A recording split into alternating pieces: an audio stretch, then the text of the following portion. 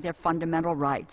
And we have a responsibility to stand up for our American working families who do not need to see any more good, well-paying jobs shipped overseas. I urge my colleagues to oppose this rule and this unconscionable agreement, and I yield back. Time gentlelady has expired. Gentleman from California. Mr. Speaker, I yield myself 1 minute to say that we are going to respond to some of these arguments that have been made. First, Colombia is not the safest place in the world. I'm the first to acknowledge that. There is there are problems there. We've been dealing with the armed forces, the FARC in the Revolutionary Armed Forces of Colombia, the FARC, the paramilitaries, and serious problems that have existed in Colombia. No one is trying to whitewash or dismiss the serious challenges that exist there, but it's important to note that nearly 2,000 labor leaders in Colombia, Mr. Speaker, have around-the-clock bodyguards protecting them, and in Colombia it is safer to be a unionist than it is the average citizen. And so I'm not saying that things are perfect. No one is making that claim.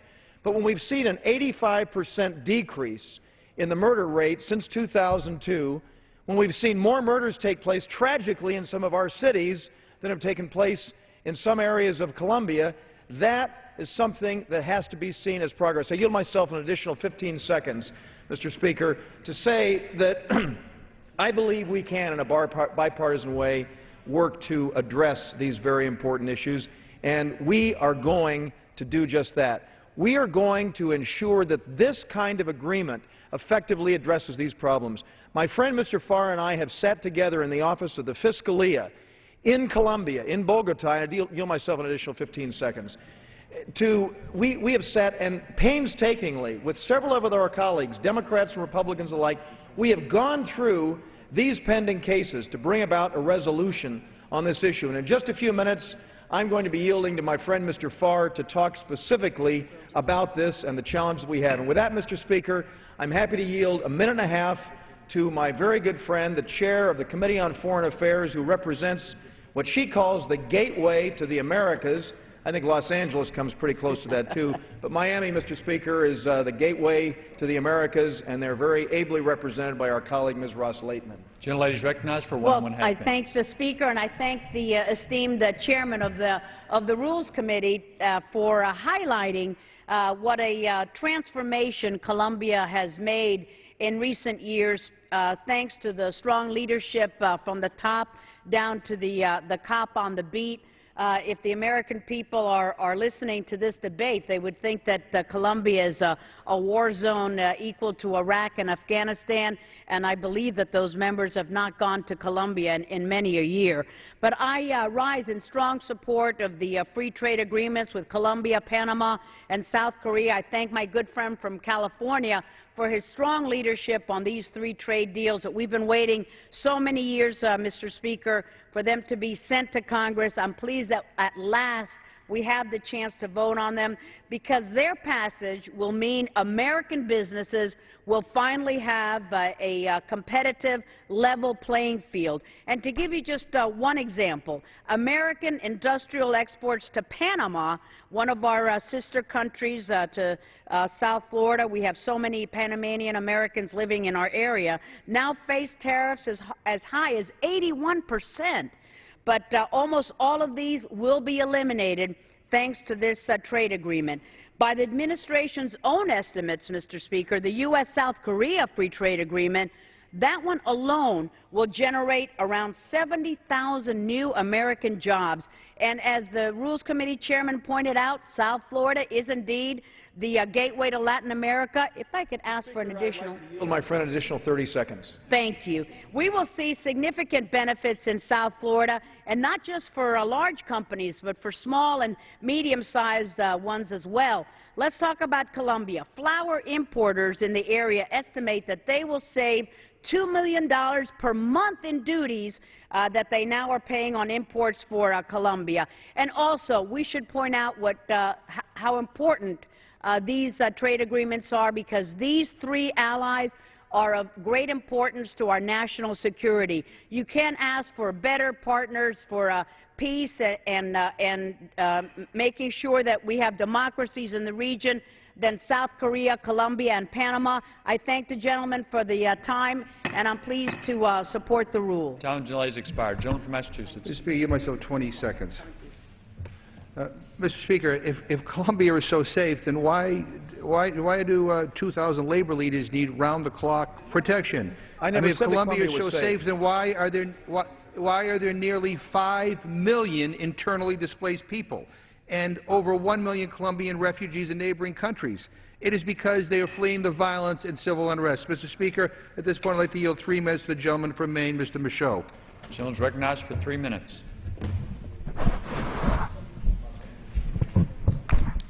Thank you, Mr. Speaker, and I want to thank my friend for yielding to me. This rule makes in order 3 NAFTA-style free trade agreements, one with Korea, one with Panama, and one with Colombia, all of which I opposed. But I want to focus my remarks at this time on the trade agreement with Colombia because it hits so close to me at home. You will hear from members that feel passionately about Colombia from their experience in that country. They support the free trade agreement, and I respect their perspectives. But there are some of us who feel just as passionately about our brothers and sisters who are killed in Colombia just because they are members of a union, and we oppose the agreement. I am a proud card-carrying member of the United Steelworkers Union, a member of the union for over 39 years, and served as vice president of Local 152. Workers in Colombia are being killed for the exact same thing. Since January, 23 unionists have been assassinated. 51 were killed last year, more than the rest of the world combined. Just for carrying a union card like mine, nearly 3,000 workers have been killed in Colombia over the past 25 years. The administration's labor action plan is intended to address some of the decades-old problems of violence against unionists and a lack of impunity for the perpetrators, but it falls far short from doing so. First, there has not been meaningful collaboration with the Colombian unions to make sure the action plan is being implemented thoroughly. Second, the Attorney General's office, according to the Human Rights Watch, hasn't made any progress in investigating the murder cases over the last 4 years. Ensuring that murder investigations are conducted and completed and the real killers are brought to justice is a critical component of protecting our union brothers and sisters in Colombia. So far, the government hasn't done it.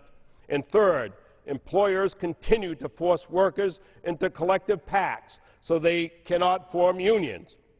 By passing this FTA, Congress is blessing this lack of rights and this long-standing trend of violence. We are choosing to stand in solidarity with a government that can't protect its own people, instead the people who need the protecting. I urge my colleagues to think about it. The facts, if they had a card like this, and if they were a leader in a union in Colombia, they would be a target. We should not reward this country's disregard for basic rights within FTA, and I urge my colleagues to vote no on the rules and vote no on the Colombian Free Trade Agreement. Thank you, and I yield back the balance of my time. Chairman yields back. Gentleman from California. Speaker, I yield myself 30 seconds to say that it's obvious that Colombia is not a safe place. I'm not claiming that at all.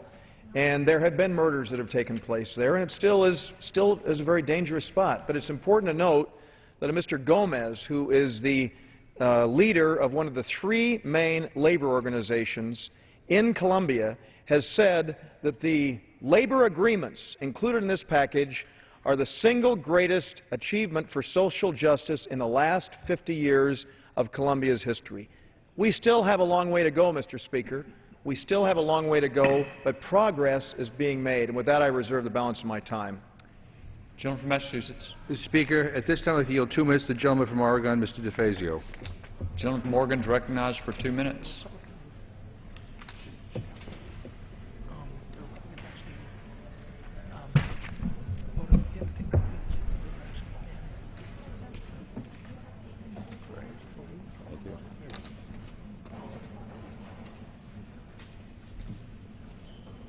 This is momentous. We're finally talking about jobs on the floor of the House of Representatives. And the United States of America is number one. Let's have a little enthusiasm. We're number one. We're number one. And we want to make certain that we continue that status. What are we number one in? We are number one in exporting jobs to foreign lands over the last 20 years. Every day, we lose 1,370 manufacturing jobs because of our failed trade policies, and guess what? These agreements are duplicates of all failed past trade agreements. Now, the chairman of the committee says we're going to have lengthy debate and we will dispel misinformation. Well, the first misinformation is that we're having a lengthy debate here on the floor of the House. 4.5 hours for 3 trade agreements, 270 minutes. Boy, a lot of time. Not exactly like we're burning the midnight oil around here or even working 5 days a week. Couldn't we have a little more time? Fast track would have allowed for 20 hours on each of the 2 fast track agreements and who knows what on the other. So that would have been 40 hours. No, we're going to have 165 minutes by the proponents to dispel the misinformation and 105 by those of us who are opposed to these job-killing trade agreements. That's fair, 165 on their side, 105 on our side, because our arguments are honest and theirs aren't. But that's the way things break around here. That is lengthy debate. Let's talk for a minute about Colombia. You know, in Colombia, the average income is $3,200. Think of all the U.S. manufactured goods those Colombians are going to buy with $3,200 of income. Whoa! Thousands of Americans go to work. Does that remind you of the myths about NAFTA? No. This is about yet one more platform to get and access abused labor, unorganized labor under Colombian law, to provide, to send goods back to the United States of America. I yield the gentleman additional 30 seconds. I thank the gentleman. And then there's the issue of, yes, we will get some more agriculture exports, insignificant to our industry, won't employ any Americans, may employ some more people who are in this country to harvest the crops. But it will cut dramatically into the principal form of employment in Colombia. There'll be a 75% drop potentially in rural employment in Colombia. And where will they turn? The noted economist Joseph Stiglitz says they will turn from traditional farming and farming for their own economy to growing coca. So not only are we going to facilitate the collapse of their agricultural economy like we did in Mexico, we're going to facilitate the drug lords with this crummy agreement. Time of the gentleman's expired. Gentleman from California. Myself 30 seconds to say to my friend that we have been debating this issue since the negotiations began in 2004. Time and time again on this House floor, we've had very rigorous debate on these agreements. And I will acknowledge we do have problems with job creation and economic growth. What this measure does, Mr. Speaker, is it eliminates the barrier for union and non-union workers and farmers in this country to have access to new markets. On August 15th, Colombia, because we had done nothing, I yield myself an additional 30 seconds, Mr. Speaker. On August 15th, because we had done nothing, our Colombian friends negotiated a free trade agreement with the Canadians, with our good friends to the north, the Canadians. And guess what, Mr. Speaker? In literally 1 month, there was an 18.5% increase in Canadian wheat exports to Colombia. This is the kind of opportunity that we've been prevented from having, and we've been debating this for 5 years. It's high time that we vote, and that's exactly what we're going to do after hours of debate, both tonight and tomorrow. With that, I reserve the balance of my time. Gentleman from Massachusetts. Mr. Speaker, I yield myself 25 seconds to respond to the gentleman from California. He mentioned a labor leader in his remarks before as saying how wonderful the Labor Action Plan was. I should point out to him that last Monday, on October 3rd, that same labor leader joined a press conference with other Colombian unions to express his frustration with the Colombian government's failure to implement the Labor Action Plan.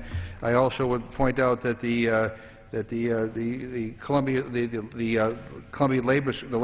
Labor School also has issued a long statement about how the Colombian government has failed to enact the Labor Action Plan. I don't care what the Canadians do. In the United States of America, we're supposed to respect human rights. Mr. Speaker, at this time I'd like to yield 3 minutes to the gentlelady from Illinois, Ms. Schakowsky. Gentlelady from Illinois is recognized I'll for ask 3 the minutes. question, I guess. Thank you, Mr. Speaker, and thank you, Congressman McGovern, for your tireless commitment to promoting human rights around the world. I rise in strong opposition to this rule and to the 3 pending free trade agreements.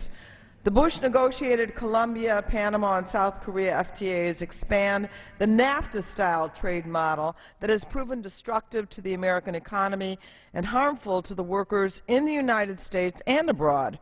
Instead of considering a jobs bill, we are instead voting on trade deals that the Economic Policy Institute estimates will eliminate or displace an additional 200,000 American jobs. In particular, I believe we should not extend additional trade privileges to Colombia without seeing significant progress on human rights. And it is not sufficient just to say, well, Colombia is a dangerous place to live. Colombia has a long-standing legacy of serious abuses, and despite some positive rhetoric by the Santos administration, we have yet to see a tangible improvement. The recent agreed-to Labor Action Plan includes language to prevent and punish abuses against labor leaders and trade unionists. But it is not legally binding, or is it included in the FTA before us today. We need to see results before granting preferential trade treatment. Under this agreement, if violence and impunity continue, the U.S. will have no mechanism for holding the Colombian government accountable to the promises in the Labor Action Plan. Mr. Speaker, the fact is that human rights abuses are not just a thing of the past in Colombia. Recently published statistics show that Colombia is still the deadliest place in the world to be a trade unionist, with 51 murders in 2010. 25 trade unionists have been murdered so far in 2011, and 16 since this Labor Action Plan went into effect. And this cycle of violence is going to continue because the Colombian government has made little progress toward prosecuting perpetrators and ending impunity. The bottom line is this. The Labor Action Plan and the Colombia FTA reward promises, not progress. Mr. Speaker, the consideration of any trade deal with Colombia is inappropriate until we see tangible and sustained results. As the AFL-CIO President Richard Trumka has said, and think about this, he said, quote, "We have no doubt that if 51 CEOs had been murdered in Colombia last year, the deal would be on a very slow track indeed," unquote.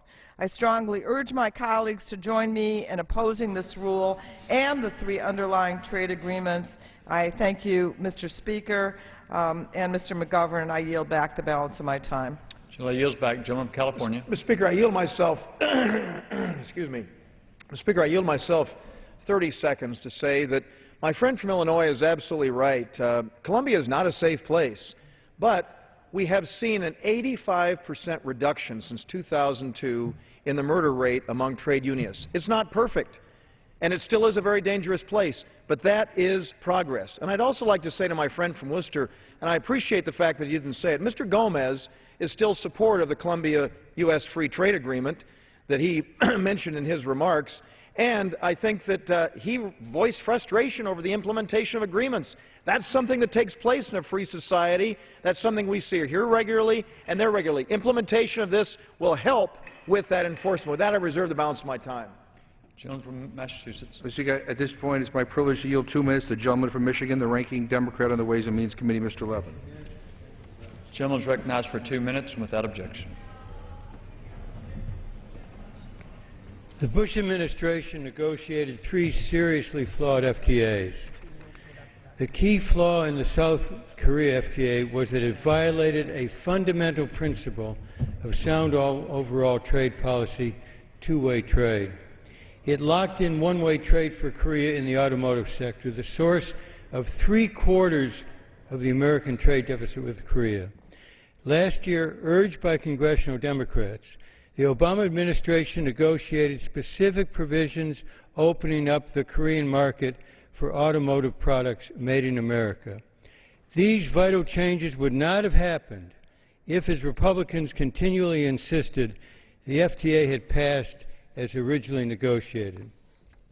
The Panama FTA, as originally negotiated by the Bush administration, failed to carry out another key provision of sound trade policy, incorporating international standards on worker rights. Congressional Democrats in the Obama administration successfully worked with the Panamanian government to correct these flaws, and it also took the necessary concrete steps to change its role as a tax haven. The Colombia FTA, as originally negotiated, fell far short of addressing the long-standing concerns about the specific challenges in Colombia to worker rights and the persistence of violence and impunity. The Obama administration and the new Santos administration undertook the important step of discussions on these issues, culminating in an action plan relating to labor rights. Unfortunately, there remain serious shortcomings in the plan's implementation. What's more, giving in to congressional Republican insistence, there is completely lacking any link in the implementation bill to the action plan necessary to assure its present implementation and future enforcement actions under the FTA. In view of those conditions, I oppose the Colombia FTA. Gentleman from California. Mr. Speaker, may I inquire of my good friend and Rules Committee colleague, the gentleman from Worcester, how many speakers he has on his side remaining? We have Mr. McDermott, and then I will close. Mr. McDermott, and then we'll close. I have a couple of speakers, and let me say that how much time is remaining on each side, Mr. Speaker? California has 7 1/4 minutes remaining. The gentleman from Massachusetts has 4 1/4 minutes remaining. Then I'll reserve my Yeah, time. well, I think that's great for the gentleman to reserve his time. And Mr. Speaker, at this time, what I would like to do is I mentioned the bipartisan nature of this. And to stress that, and being the only one who will yield time to Democrats who are in support of these agreements, I'm happy to yield 2.5 minutes to my very good friend and a man with whom I've spent time in Colombia on numerous occasions and will be again in just a few weeks, the gentleman from Carmel, California, a Peace Corps volunteer who served 4 decades ago in Colombia, who knows about it as well as anyone, Mr. Farr. Thank you very much, Mr. Chairman. California is recognized for 2 Thank you, Mr. Speaker. Thank you, Mr. Chairman, for yielding. I look forward to this debate. As said, I lived in Colombia, and I have a different perspective than a lot of people. First of all, I think we have to put it in perspective that the Latin American market is important to the United States. If you take Brazil, Mexico, and Colombia, just 3 countries, they equal the entire European trade, and they exceed the trade with Japan and China. It's a very important market. Colombia is a country that you've heard a lot about, particularly on crime, and remember, it's the big drug production and a lot of crime, particularly paramilitaries who have killed a lot of labor leaders. But what has not been stated is that Colombia is one of the few countries in the world that keeps track of crimes against people who happen to be unionists. Not necessarily that they're killed because they're unionists, but because they're killed and they happen to be a member of a union. So they have this data. We don't do that in the United States. Colombia has set up a separate ministry just to handle labor crimes and put those judges, prosecutors, investigators, everybody in place in every single one of the departments or states in Colombia. We don't do that in the United States. Colombia has created a protection system for unionists, including people who want to form unions, who want to advocate for unions, teachers, and retirees of unions who may be threatened because of their activity in unions. We don't do that in the United States. They've all set up a hotline. Full disclosure, you can do that anonymously. You can either email in or you can call in anonymously to the government reporting any labor violations. We don't do that in a national way here in the United States. So there's a lot of issues here that we ought to recognize when we're talking about Colombia. But I think most of all, we've got to talk about this as American jobs. We sell a lot of things that we make here in America to Colombia. Let's take Caterpillar, for example. Canada has just adopted a free trade agreement. Europe is about to adopt a free trade agreement with Colombia. Do you think that, and we're not going to have one, that means our goods are going to be more expensive in Colombia. They're not going to buy from us. We're going to lose the market share. Caterpillar will be out of business. They'll be buying that heavy equipment from Europe. They'll be buying it from Brazil. They'll be buying it from Canada, the countries that have entered into a free trade agreement. Let's preserve American jobs, and let's think about American jobs. This is a huge exporter. In my district alone, it's the #1 country in Latin America that we export produce to. So it's an important country to us. Let the debate begin. The debate can't begin without passing the rule. Time of gentleman's expired. Gentleman from Massachusetts. Gentleman from California. Mr. Speaker, would you like to? I have another speaker, and then I'm going to close. So go ahead. At this time, I'd like to yield 2 minutes to the gentleman from Washington, from the Committee on Ways and Means, Mr. McDermott. Gentleman from Washington is recognized for 2 minutes without objection. Mr. Speaker, in my district, 1 out of 3 or maybe 1 out of 4 people make their job some way in relationship to foreign trade, either directly through the seaport or through the companies that operate in my district or the agricultural sector of eastern Washington. Now, all of us in Seattle know that trade is not bad if it's done right. And that's really the issue that we're debating here tonight under this rule, which I support. 2 of the agreements that we have before us, Korea and Panama, are examples of doing it right. The Bush administration went in and signed agreements that were flawed and, in fact, were held up and then were renegotiated and are, in my opinion, a good place for the trade issue for these 2 countries. We rejected those flawed agreements because we wanted to do it right. Now, with the new rewritten agreements, we have some real change. In Panama's case, it is no longer a tax haven. It was the best tax haven on the face of the earth before.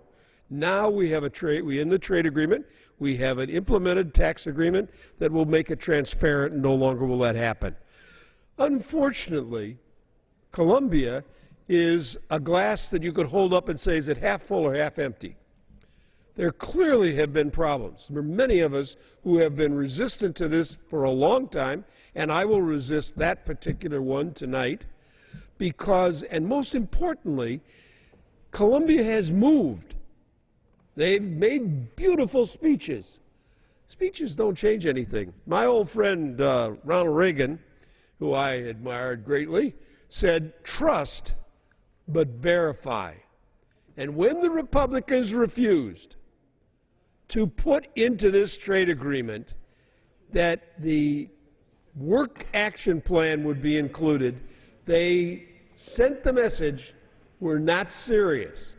And that's why you're going to get so much opposition. I urge the adoption of the rule. We'll debate the issues later.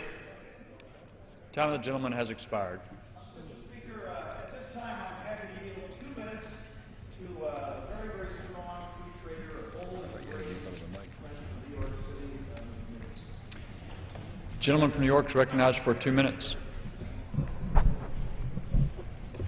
Thank you, Mr. Speaker. I feel a sense of urgency about passage of the FTAs before us. Urgency because while we have been waiting on the passage of the agreements of South Korea has moved forward with trade with Europe, and Colombia and Panama are moving forward on tribal bilaterals of their own with Canada and China and others. And trade is never just about economics. It's also about our relationships with other nations, our allies. It's about strengthening the rule of law. It's about deepening ties. A recent report by the Council of Foreign Relations said it well. Trade has been and remains a major strategic instrument of American foreign policy. It binds together countries in a broad and deep economic network that constitutes a bulwark against conflict. But let me also talk specifically about the Colombia Free Trade Agreement. Many of my colleagues have talked today about the violent past in Colombia and the remaining vestiges of that past. Having traveled extensively in Colombia over the last decade, I can tell you personally that Colombia is not what it used to be. It's far from it, even if it's not where it wants to be just yet. There has been major progress in Colombia, and this has been with a tremendous amount of cooperation with and between our great nations.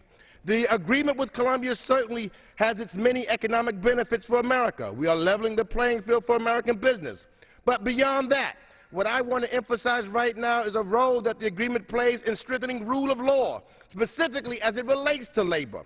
The agreed-upon action plan between the Obama administration and the Santos administration brings about important changes that labor groups in Colombia have sought to solidify for years. In fact, several labor organizations in Colombia made public statements about the importance of the action plan. One of Colombia's major labor federations lauded the action plan, signifying that if one of the results of the FTA is the advancement of labor and an increase in the guarantees to exercise freedom of association, then the FTAs are welcome. Moreover, the federation and others have stated that this action plan will continue to fight against impunity. Mr. Speaker, I'd like to yield my friend an additional 15 seconds to close his I very am thoughtful pleased statement. to say that just last month, the Obama administration announced that Colombia has fully complied with its commitments under the Labor Action Plan that was set upon completion in mid-September, and at the same time, the State Department has also notified that Colombia is meeting statutory criteria related to human rights and the call for obligations of the U.S. assistance funds for the Colombian Armed Forces. And I thank the gentleman for yielding. Let's pass this agreement. Time of the gentleman's expired. Gentleman from Massachusetts.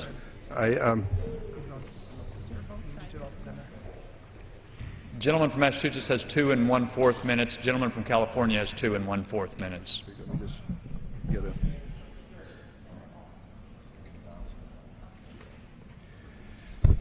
Mr. Speaker, Congress was right in refusing to take up the Colombia FTA when it was signed in 2006. Supporters of the FTA now talk about those years as Colombia's dark past, but they supported the FTA then just as they do now.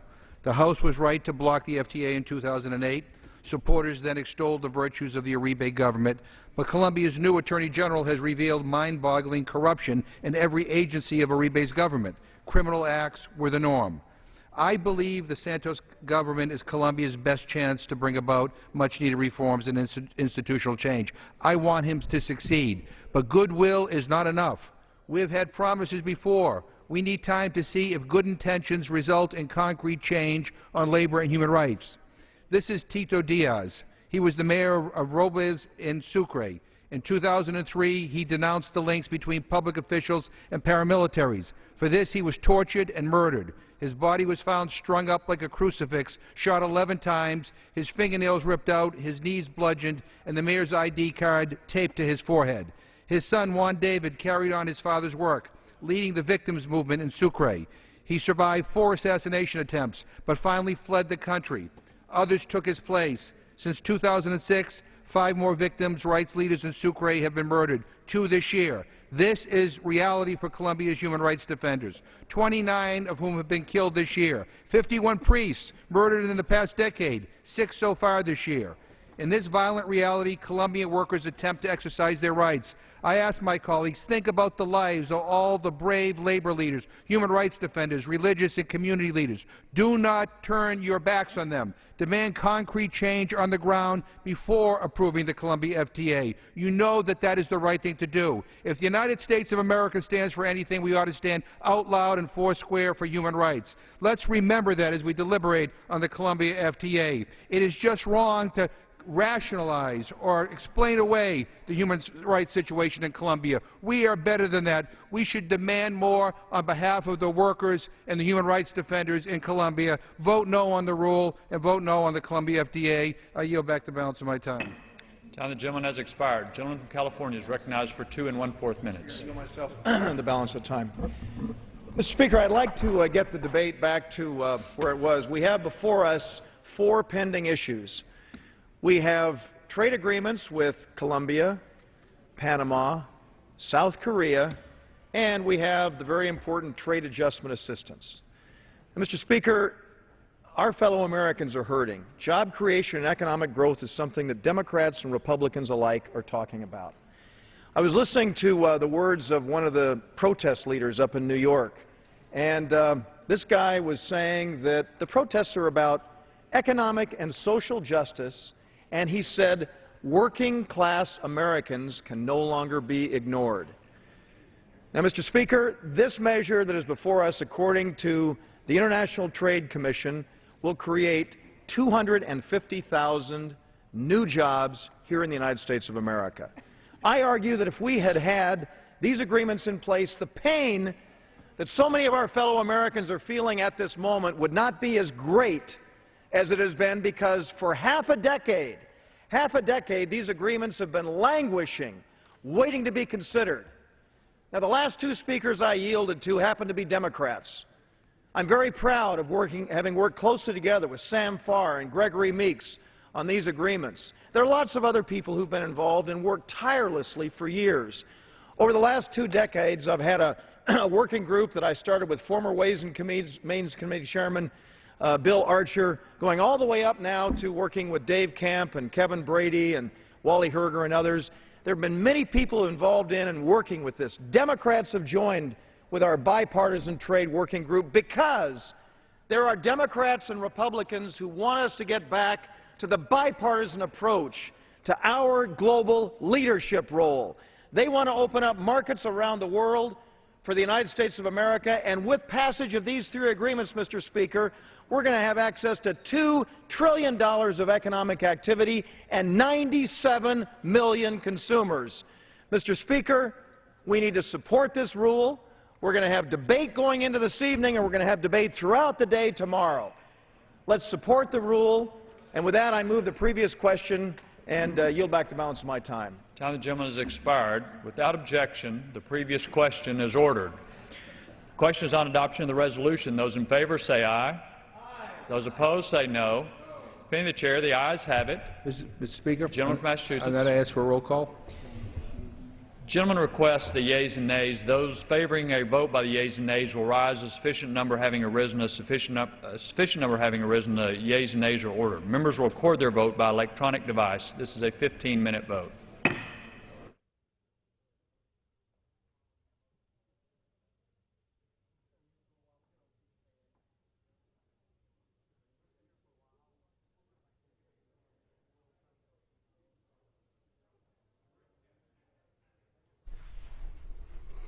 The House has been debating a fairly large legislative package, the rule for consideration of the 3 free trade agreements with Colombia, Panama, and South Korea, a legislative package that also includes the Trade Adjustment and Assistance Program.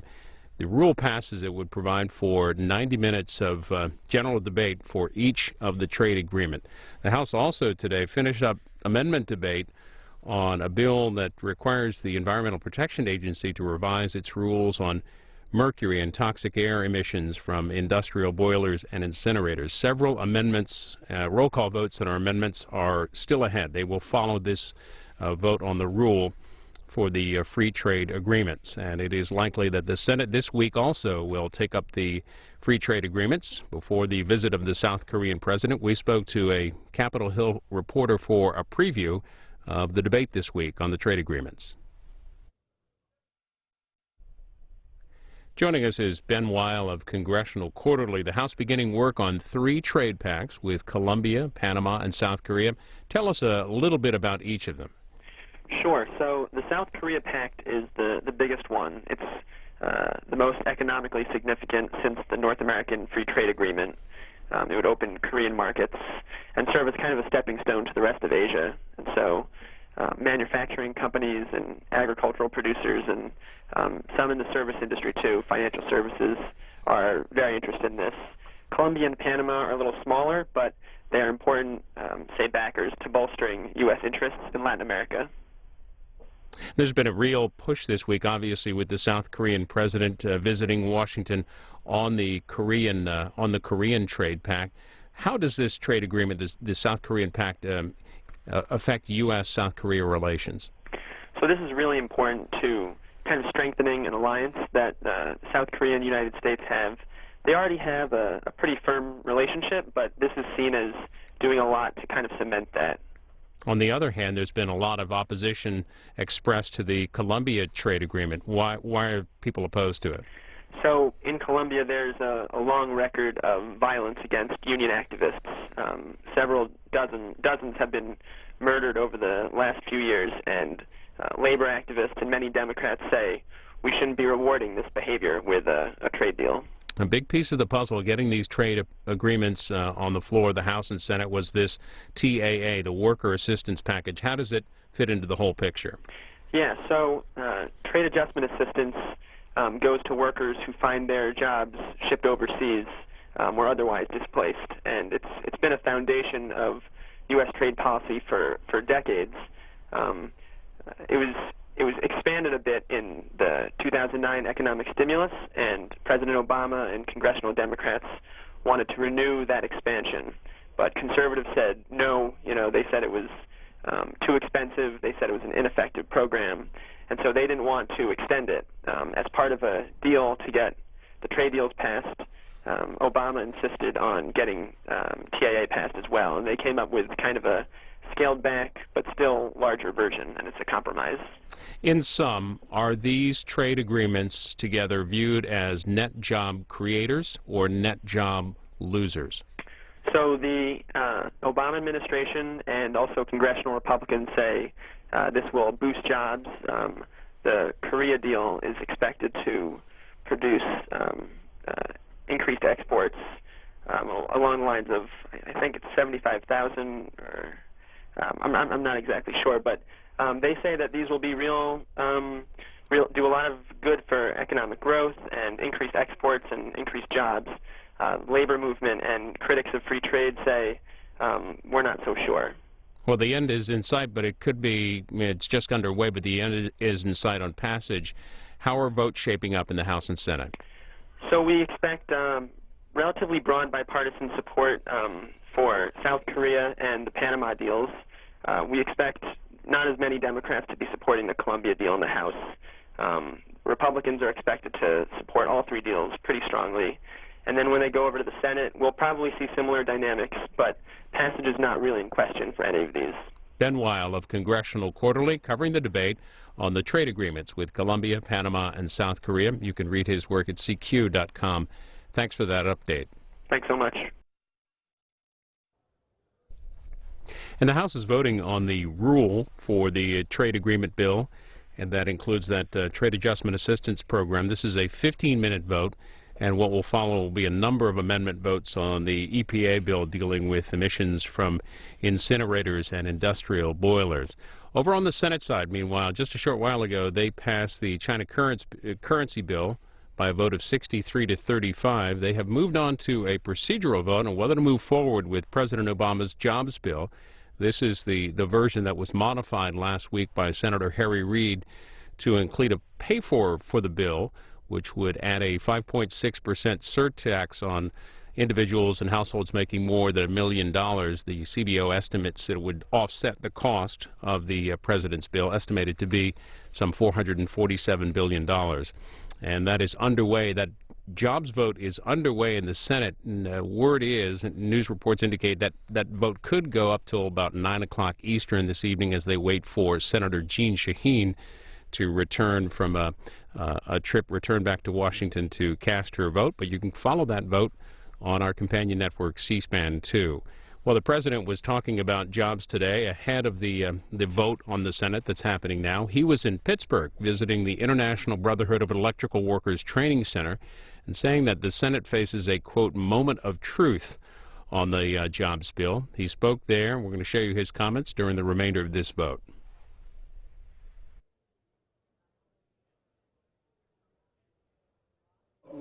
Let me just make a few remarks up front, and then really what I want to do is hear from all of you. First of all, I had a chance to read the full report last night, and I think it's outstanding. I think you guys did extraordinary work. Jeff, I want to thank you for your leadership on guiding this whole process. I think you have been steady and focused on how can we make sure that we're creating an economy that not only deals with the immediate problem of putting people back to work, but also how do we create a foundation for long-term opportunity for all people and a growth agenda that is going to make sure that businesses are created here, that businesses stay here, and that they prosper here. You know, as I look at the introduction of the report, the quote that stands out, "We need a sense of urgency and a bias for action," is something that I think we all feel acutely. And the fact that you've been able to organize around 5 key steps that I think you'd be the first to acknowledge isn't all that needs to be done, but are key areas where we should be able to generate some strong bipartisan agreement and get action going quickly, I think makes it really extraordinary. A couple of things I'll just remark on in terms of the general context. As you pointed out, I think at the beginning of this year, when we started the Jobs Council, I think all of us felt fairly confident that the economy could grow quickly enough that we could start bringing the unemployment rate down, even if it wasn't moving as quickly as we might like. But generally, the blue chip projections were somewhere between 3% and 4% growth. We have had a very tough string of events over the course of the last 10 months. You had the Arab Spring, which shot up oil prices far higher than any of us anticipated. You've got the tsunami in Japan, which affected supply lines globally. You had, most prominently, the situation in Europe, which has created great uncertainty for businesses across the board. And then, unfortunately, Washington got involved in a self-inflicted wound with the debt ceiling fiasco. And all those things, I think, led to both consumers and businesses taking a big step backwards and saying, we are just not sure where this thing is going. As a consequence, projections now in terms of growth are significantly lower than they were. And the situation in Europe in particular is one in which we're spending a lot of energy talking to our counterparts across the Atlantic, trying to make sure that they handle this in a way that stabilizes the economic situation in the coming months. So we've had a string of events that have darkened the outlook, and that makes the actions that are being recommended by the Jobs Council that much more important, because these are areas where we actually have control of the situation. We could do these things, and there's no doubt about the fact that it would have a significant market impact on job growth right now. Couple of comments, and then what I want to do is, I think, hear directly from, I think we've got some people who want to remark on each of the various categories. First of all, with respect to infrastructure, the Council here is quoted as saying, if there is one thing that Washington should be able to agree on, rebuilding our infrastructure should be one. I mean, when you've got the AFL and the Chamber of Commerce agreeing on anything, that's a sign that it's a good idea. I think you document as well as anybody has the incredible opportunities at a time when contractors are begging for work, which means they're willing to come in on time under budget. You've got millions of construction workers who've been laid off as a consequence of the housing bubble going bust, who are ready to get on the job. You've got interest rates never been lower, and you've got this crying need, and as you point out in the report, this is a twofer. This is one where we can not only get immediate job growth, but it also lays the foundation for long-term productivity and efficiencies that will make a difference for every company represented around this table. So the American Jobs Act, the jobs plan that I put forward before Congress, obviously has a very significant infrastructure component. It incorporates a lot of the ideas that were contained in this bill, because in the Job Council report, because one of the things that you mentioned was not only do we need the infrastructure, we have to streamline the approval process so that we can actually get these projects moving more quickly than they have in the past. And so we've already identified, Gene, is it 11 or 14? 14. We've already identified 14 high-priority projects in which the permitting process has been significantly expedited. And we're doing that through administrative action, our goal is, if this serves as an effective model for us being able to move those 14 quickly, that we can then replicate that across the board, and the significant investment that was made could have a much more rapid impact than what we've seen before.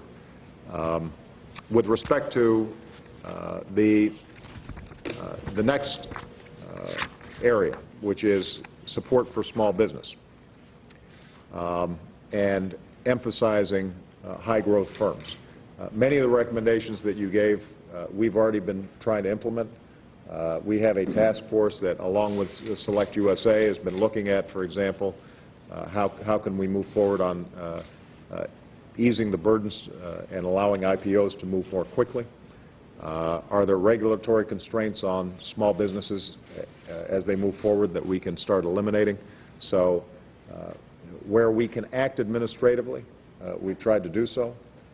In some areas, we might require some additional legislation. For example, on the high-skill immigration area, that's not something that we can necessarily do on our own. We can expedite some of the visas that are already in place and try to streamline that process to make it move faster. We may need some legislative help on that area.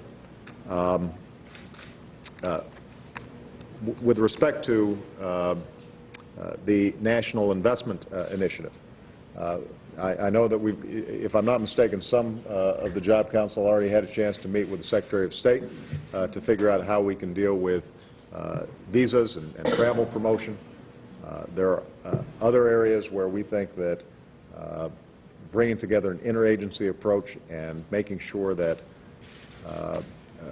we are knocking down any barriers that are out there for direct investment here in the United States and job creation, that we're going to prioritize those. And I welcome the ideas that have already been put in place. With respect to regulatory review, as you know, we are already in the process of a look back that has identified billions of dollars in potential savings, eliminating paperwork, but we want to pursue some of the additional ideas that have been put forward. And obviously, with respect to skills and improving the capacity of our workforce to get the jobs of the future, that's something that spans both our Education Department as well as our Department of Labor. And I know that Hilda, Arnie Duncan, and others are working aggressively on trying to implement many of the ideas that you've put forward. So I guess the bottom line is this. Jeff, as you pointed out, some of the recommendations contained in the Job Council require legislative action. And these days, things don't move as quickly through Congress as we would like.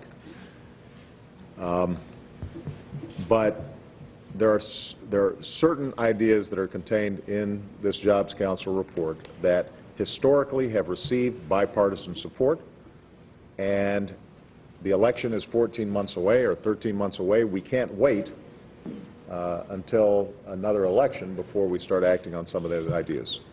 The American Jobs Act that I'm putting forward obviously contains many ideas like infrastructure investment that should be pretty straightforward, and our hope is that we're able to get those passed in the next couple of months. But we're not going to wait for Congress. So my instruction to Jeff and Jean and Valerie and all the advisors who are sitting around the table is scour this report, identify all those areas in which we can act administratively without additional congressional authorization, and just get it done. And we've already been able to get a significant number of your recommendations implemented, but we want to do more. You know, we will have a very vigorous follow-up process to make sure that anything that's within our authority to do as an administration, we start doing immediately, and we don't wait for Congress, because the American people can't afford to wait. They need help right now. All right? Great. President Obama from earlier today in Pittsburgh. The president this evening is at a fundraiser in Orlando, Florida. He on Friday will head to Detroit along with the South Korean president. And the South Korean president also speaking on Thursday to a joint meeting of Congress. Back on the House floor, this is the first in a series of votes. This 15-minute vote is on the rule for the free trade bills with Colombia, Panama, and Korea. And the rule would provide for loads of debate, 90 minutes each, on each of the free trade agreements. Following this, there will be a number of amendment votes on the bill that limits EPA regulations on industrial boilers and incinerators. Meanwhile, over in the Senate, they have passed the Chinese currency bill, the currency manipulation bill, which passed by a vote of 63 to 35. Underway now in the Senate is the procedural vote on moving forward with the President's jobs bill. This was the bill that was modified last week by Democratic leadership in the Senate to add that millionaire's tax, that 5.6% surtax. The vote's underway in the Senate and could go for a while because they're going to keep the vote open, according to news reports, for Senator Jeanne Shaheen of New Hampshire. But already organizations, Reuters has reported that there are more than enough votes cast to defeat the move forward, the cloture vote. And Steve Dennis of Roll Call tweets about a couple of Democrats. Senator Manchin, he writes, voted for cloture to proceed, but like Tester, Lieberman, Webb, Ben Nelson opposes without changes. That's from Stephen Dennis tweeting from Roll Call. If you want to follow what members are tweeting and also what some of the reporters who cover Congress tweet, well, you can do that at our website. If you're on Twitter, you go to C-SPAN. Twitter.com/C-SPAN, and you will see a number of lists, one of which is the members of Congress, another being the reporters who cover Congress. But here on the House floor, this vote continuing, a few members left, and again, amendment votes to follow this, amendments to the EPA bill.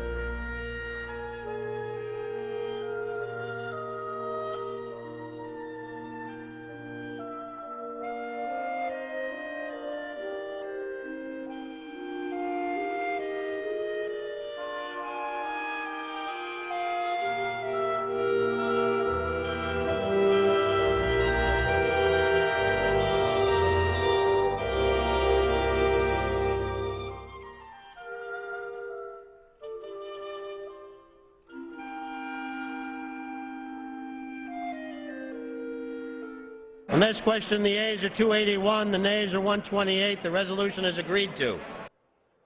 Objection, the motion to reconsider is laid upon the table.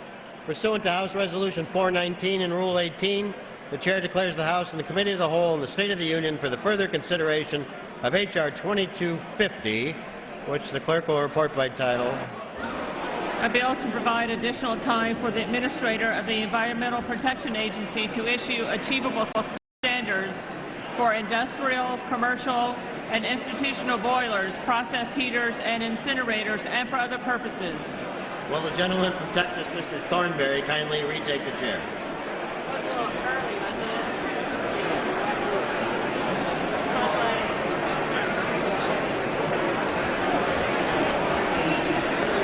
The House is in the Committee of the Whole House on the State of the Union for further consideration of H.R. 2250. When the Committee of the Whole rose earlier today, a request for a recorded vote on Amendment Number 3, printed in Congressional Record by the gentlelady from Texas, Ms. Jackson Lee, had been postponed. Pursuant to Clause 6 of Rule 18, further proceedings will now resume on those amendments printed in the Congressional Record on which further proceedings were postponed in the following order. Amendment Number 11 by Mr. Waxman of California, Amendment Number 18 by Mr. Connolly of Virginia, Amendment Number 7 by Mr. Markey of Massachusetts, Amendment Number 2 by Mr. Edwards of Maryland, by Ms. Edwards of Maryland, Amendment Number 1 by Ms. Schakowsky of Illinois, Amendment Number 12 by Mr. Ellison of Minnesota, Amendment Number 19 by Mr. Welcher of Vermont, and Amendment Number 3 by Ms. Jackson Lee of Texas. The Chair will reduce to 2 minutes of time for any electronic vote after the first vote in this series. The unfinished business is a request for a recorded vote on Amendment Number 11, printed in Congressional Record, offered by the gentleman from California, Mr. Waxman, on which further proceedings were postponed and on which the noes prevail by voice vote. The clerk will redesignate the amendment.